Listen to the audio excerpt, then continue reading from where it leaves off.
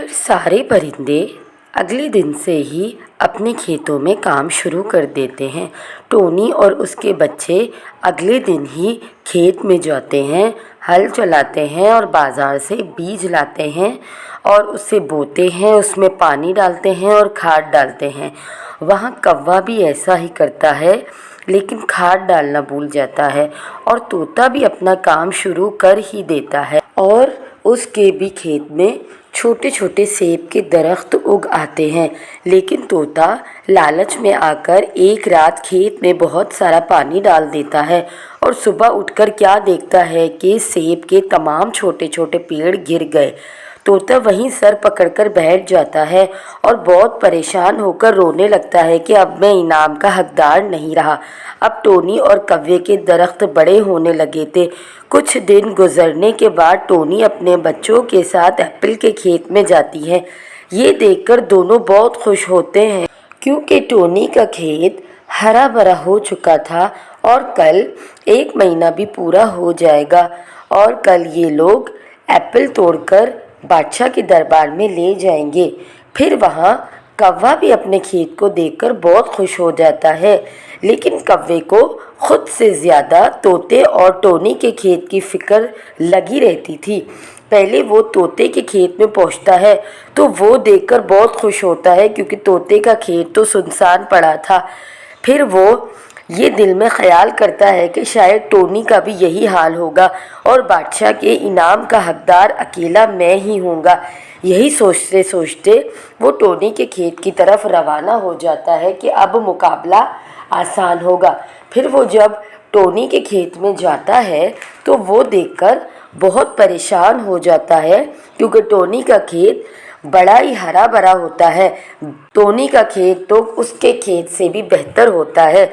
फिर वो अचानक अपनी चालाक अकल से सोचने लगता है कि टोनी के सारे एप्पल बाज़ार में बेच देता हूँ, ताकि मुकाबले जीतने के लिए कोई बचे ही नहीं। ये कहकर कौवा अपने घोंसले में बोरी लेने के लिए चला जाता है। एप्पल बोरी में भरकर वो बाज़ार जाता है और सारे एप्पल बेच देता है। क्योंकि टोनी ने बहुत मेहनत की थी, इसीलिए फल बहुत लजीज था और सारे फल झटपट बिक गए। इधर टोनी जब अपने खेत में सेब तोड़ने आती है तो ये देखकर रोने लग जाती है और परेशान भी होती है, क्योंकि टोनी का खेत वीरान पड़ा था। वो ये सोचकर रोने लगती है, अगर हम महाराज के पास एप्पल लिए बगैर जाएंगे तो बादशाह हमें सज़ा भी दे सकता है। फिर अगले दिन सब दरबार में जमा होते हैं। तोता और टोनी चुप चुप ही होते हैं, लेकिन कौवा बहुत बोल रहा होता है और बहुत खुश होता है।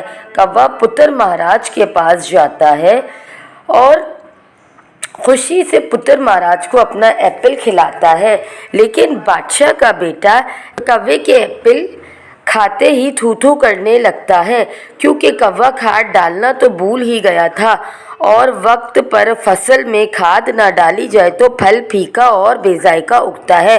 फिर बादशाह देखता है कि तोता उदास है और इसके पास कोई फल की बोरी भी नहीं है।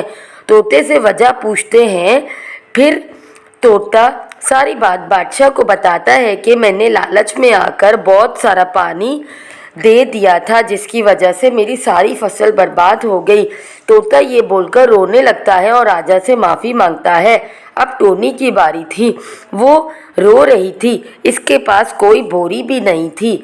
तब अचानक वो कौवा बोलता है, अरे टोनी, क्या तुम अपने बच्चों के साथ मिलकर सारा एप्पल खा तो नहीं गई? हा हा हा हा।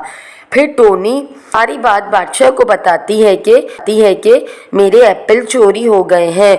बादशाह का बेटा टोनी की ये बात सुनकर परेशान हो जाता है और अपने बाबा से कहता है, बाबा, कौवे के फल में तो जायका ही नहीं, तोता तो खेत बो ही नहीं सका, लेकिन टोनी का एप्पल चोरी हो गया।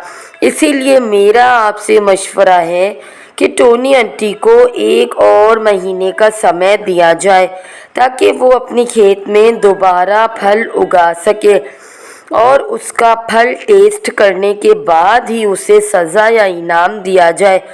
बादशाह इस बात पर राज़ी हो जाता है।